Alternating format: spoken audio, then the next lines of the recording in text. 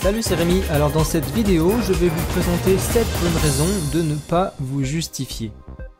Si je fais ce sujet, c'est parce que à travers les témoignages que je reçois par email, je me rends compte que même si j'en ai parlé plusieurs fois, même de nombreuses fois à travers mon site, il y a toujours des personnes qui se sentent obligées de se justifier et même qui me demandent comment se justifier.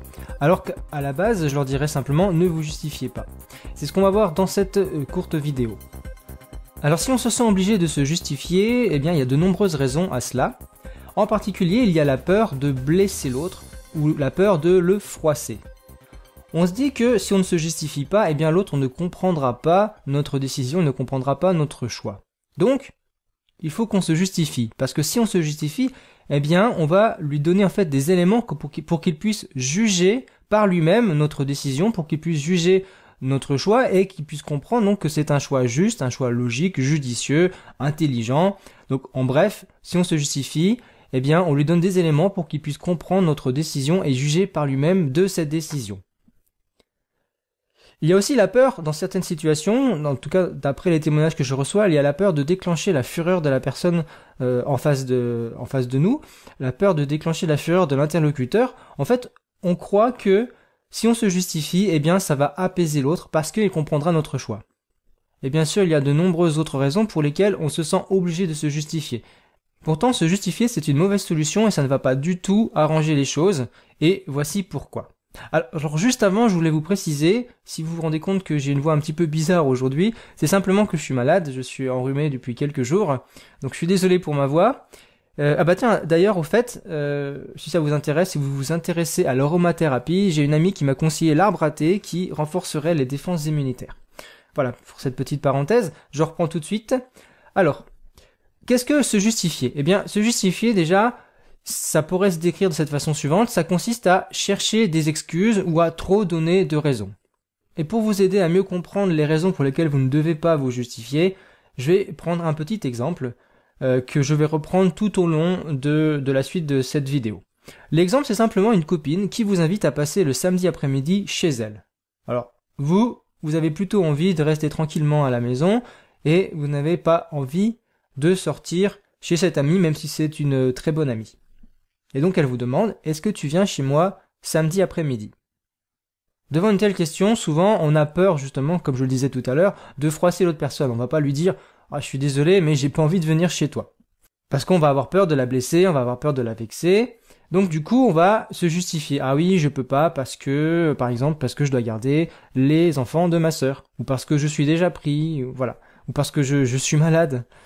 Alors devant une telle proposition, on n'ose pas forcément refuser en avouant la vérité, en disant la vérité, en disant simplement qu'on n'a pas envie. Parce que, comme je le disais tout à l'heure, on a peur de blesser la personne, on a peur de la vexer, on a peur qu'elle le prenne mal, qu'on refuse son invitation juste parce qu'on n'en a pas envie. Donc on va se justifier, on va s'inventer des excuses, ou on va donner de bonnes excuses, mais qui sont en réalité des excuses bidons. Et donc, pourquoi c'est une erreur, pourquoi ça peut poser des problèmes ? Donc je vous donne 7 raisons pour lesquelles vous ne devez pas vous justifier. La première raison, c'est que, quand vous vous justifiez, eh bien, votre message est moins clair et sa portée est amoindrie.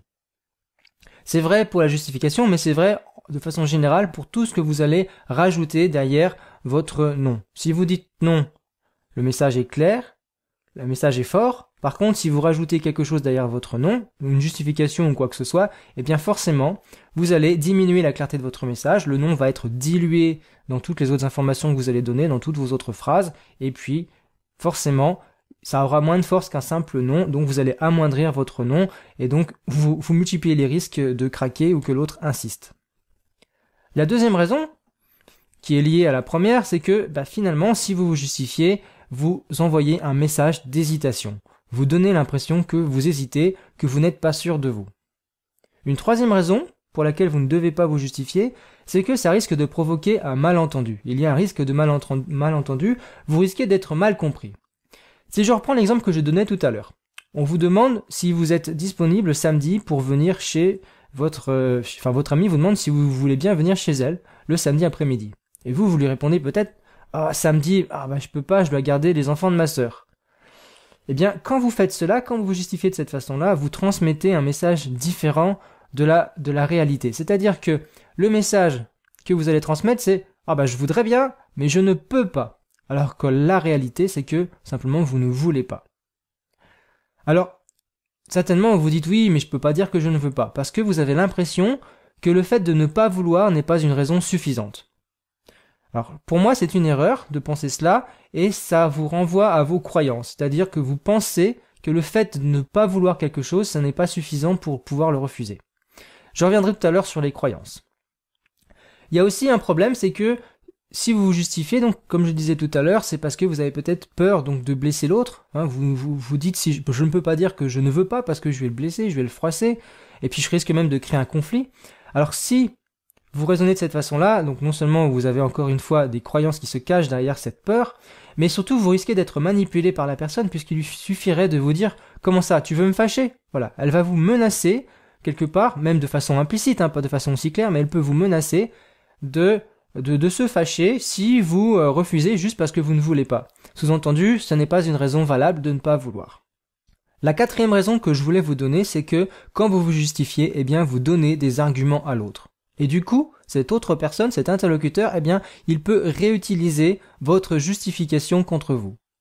Si je reprends l'exemple de tout à l'heure, où votre ami vous invite à passer le samedi après-midi chez elle, et où vous lui dites « Ah je ne peux pas, je suis désolé, je dois garder les enfants de ma sœur. » Eh bien, à ce moment-là, votre ami peut très bien reprendre vos arguments contre vous et vous dire « Ah mais les enfants de ta sœur, c'est pas un problème, tu peux venir avec eux, comme ça ils joueront avec les miens. » Vous voyez, et à ce moment-là, finalement votre argument qui était la raison, soi-disant, pour laquelle vous ne pouviez pas venir, eh bien, ça devient, ça n'est plus un problème, et du coup, vous n'avez plus d'excuses pour ne pas venir, et vous ne pouvez pas à ce moment-là lui dire non, mais en fait, je t'ai dit que je pouvais pas, mais en réalité, c'est que je ne veux pas. Vous voyez, vous êtes pris au piège. Donc, quand vous vous justifiez, vous donnez des arguments à l'autre qui peuvent être réutilisés contre vous.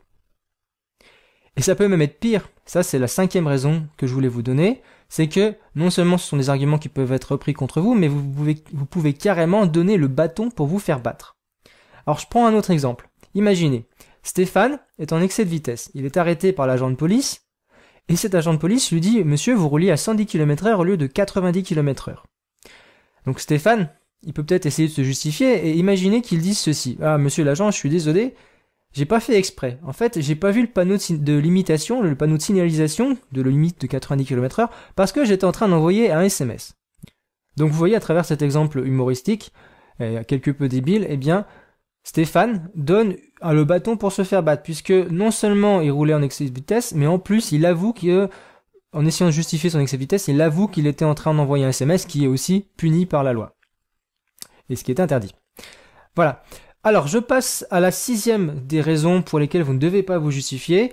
Alors ça, c'est que vous risquez de mentir. Donc, il y a le risque du mensonge. Alors, vous pouvez des fois trouver des excuses plus ou moins valables, mais vous pouvez aussi inventer des excuses complètement bidons. Vous pouvez dire, par exemple, « Ah je peux pas samedi parce que je suis pris, je fais autre chose. » Ce qui n'est pas vrai du tout puisque vous restez à la maison. Alors, le problème quand l'excuse devient un mensonge, c'est que, tôt ou tard, vous risquez de le payer. Donc déjà, à la base, vous vous sentirez mal à l'aise chaque fois que ce sujet sera évoqué, chaque fois que vous rencontrerez votre ami. Mais il y a aussi le risque de passer pour un menteur ou pour une menteuse si votre mensonge est découvert par vos proches, par votre entourage. Et du coup, vous allez perdre en crédibilité, vous allez perdre la confiance des autres également. Enfin, voici la septième raison pour laquelle vous ne devez pas vous justifier. La septième raison, c'est que quand vous vous justifiez, eh bien, vous risquez d'être manipulé. Voyons cela tout de suite. Pourquoi je dis cela? Eh bien parce que celui qui se justifie, en fait, celui qui justifie un non va trahir un malaise. Vous le savez bien, les personnes qui sont prises en faute, les personnes qui ne se sentent pas dans leur droit, elles ressentent ce sentiment de devoir se justifier, elles se sentent obligées de se justifier encore plus que quand elles se sentent tout à fait dans leur droit. Et les manipulateurs, eh bien, ils savent le repérer.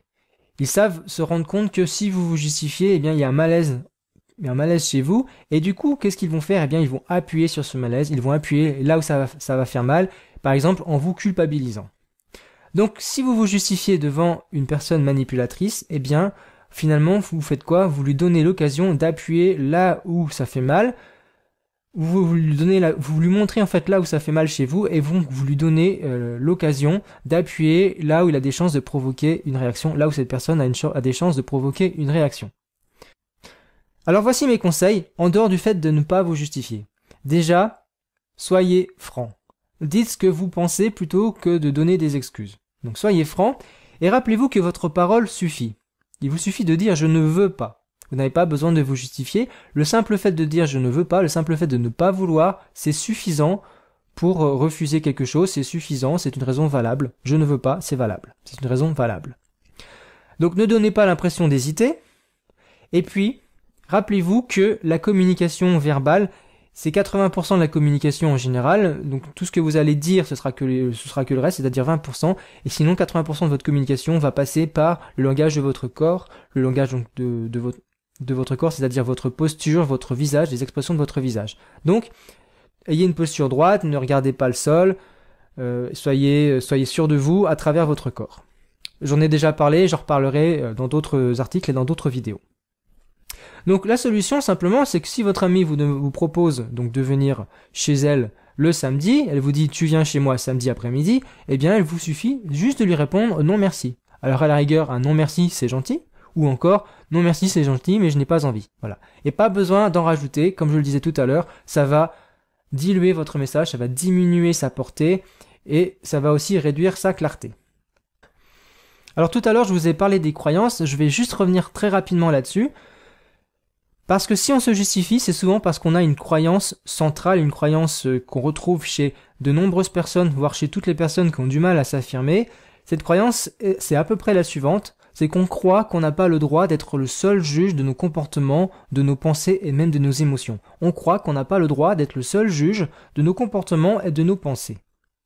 Alors même si on pense que c'est pas vrai, même si on pense qu'on a le droit d'être le seul juge de nos comportements et de nos pensées, en réalité, si vous réfléchissez bien, si vous observez vos propres comportements, vous allez vous rendre compte que vous réagissez comme si c'était le cas, comme si vous croyiez vraiment à cela.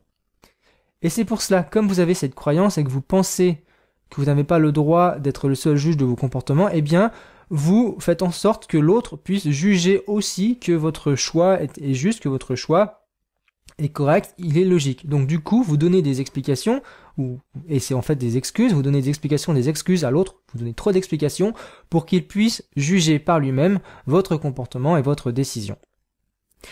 Le problème avec cette croyance, c'est que non seulement elle vous oblige à vous justifier, mais en plus, elle entraîne d'autres croyances. Il y a une dizaine d'autres croyances qui découlent de cette croyance centrale, principale. C'est donc ce qu'on appelle des croyances non assertives, c'est-à-dire des croyances à cause desquelles vous avez du mal à vous affirmer. Et donc ces croyances, elles limitent votre affirmation de soi. Alors, vous l'avez peut-être déjà vu, j'ai créé un programme justement pour mettre le doigt sur ces croyances et pour les changer, pour changer toutes ces croyances non assertives à cause desquelles vous n'arrivez pas à vous affirmer.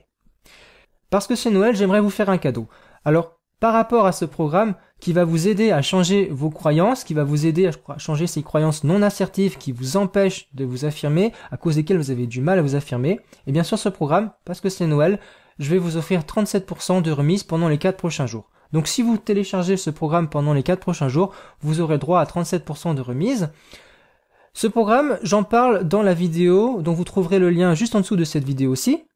Alors si vous n'êtes pas intéressé, regardez quand même cette vidéo parce que vous allez apprendre plein de choses, en particulier sur ces croyances qui justement vous gâchent la vie et qui vous gâchent la vie et qui justement vous empêchent de vous affirmer, à cause desquelles vous avez beaucoup de mal à vous affirmer. Dans tous les cas, ce sont des croyances qu'on retrouve chez la plupart des personnes qui ont du mal à s'affirmer. Donc que vous soyez intéressé ou pas par ce programme, regardez au moins cette vidéo, vous allez apprendre plein de choses. Et à la fin de cette vidéo, je vous expliquerai comment bénéficier des 37% de remise si vous voulez aller plus loin avec le programme.